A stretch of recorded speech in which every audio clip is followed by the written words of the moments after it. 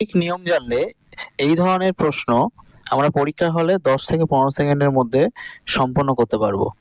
দুটি পাইপ একসাথে একটি ট্যাঙ্ক 12 ঘন্টায় ভর্তি করে। বড় পাইপটি একা 20 ঘন্টায় সময় নেয়। ছোট পাইপটি একা কত সময় নেবে? ধরা যাক আমি দুটি পাইপের নাম নিয়ে নিলাম এ প্লাস বি। এই দুটি পাইপ কত সময় নিচ্ছে? 12 ঘন্টা। বড় পাইপে ধরে নিলাম এ, শেষ সময় নিচ্ছে 20 ঘন্টা। তাহলে এদের আমি কি বার করব? এলসিএম বা লসাগু। 12 আর 20 এলসিএম কত? 60। এই 60টা কি? লসাগু মানেই হচ্ছে সেটা মোট কাজ। তাহলে এটা হচ্ছে মোট এতটা পরিমাণ আমার জল ভর্তি হবে ওই ট্যাঙ্কে।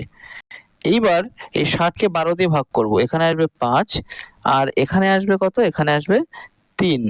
এই যে 5 আর 3 এলো, এগুলো হচ্ছে কার্যক্ষমতা, অর্থাৎ এ আর বি একসাথে ওই ট্যাঙ্কে 5 ইউনিট জল ভর্তি করতে পারে। মোট কিন্তু 60 ইউনিট সর্বোচ্চ মানে ভরবে আর কি। আর এ একা 3 ইউনিট জল ভর্তি করে।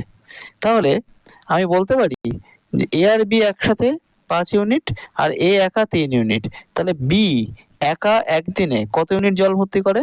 তাহলে 5-এর থেকে 3 আমি কি করব? বাদ দেব। তাহলে আমার বি একা একদিনে কতটা জল ভর্তি করে সেটা বার হয়ে যাচ্ছে 2 ইউনিট।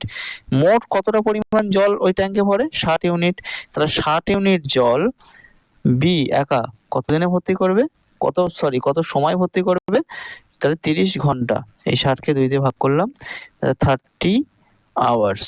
এইভাবে এই কনসেপ্টটা যদি ক্লিয়ার থাকে, এই পুরো জিনিসটা করতে প্রশ্ন পড়ার পরে হার্ডলি 10 থেকে 15 সেকেন্ড কিন্তু আমাদের সময় লাগবে।